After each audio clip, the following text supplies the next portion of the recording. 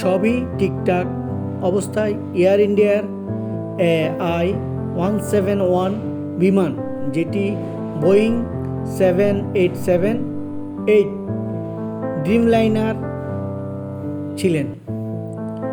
গত 12 জুন 1:39 বিমানটি 242 জনকে নিয়ে আহমেদাবাদ বিমানবন্দর হতে লন্ডনের উদ্দেশ্যে যাত্রা শুরু করেন।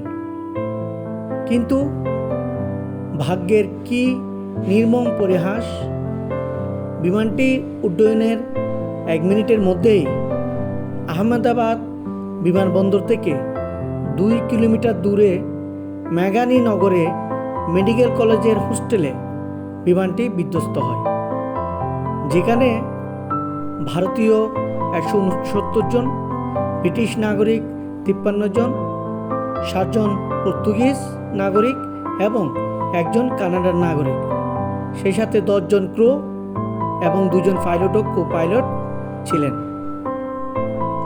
ভাগ্যক্রমে 242 জন হতে 1 জন যাত্রী প্রাণে বেঁচে যায়। এই নির্মম ভয়াবহ বিমান দুর্ঘটনায় যারা নিহত হয়েছেন তাদের আত্মার কল্যাণ ও শান্তি কামনা করছি।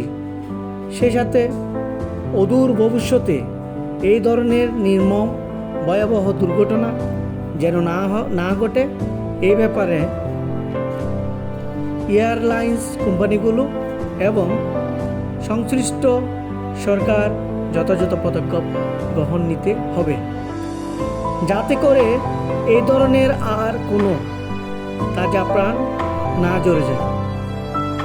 আমার চ্যানেলটি এখনও যারা সাবস্ক্রাইব করেননি, দয়া করে সাবস্ক্রাইব করে লাইক, কমেন্ট এবং শেয়ারিং করে দিবেন, যাতে করে ভবিষ্যতে আরও ভিডিও বানাতে উৎসাহ পাই।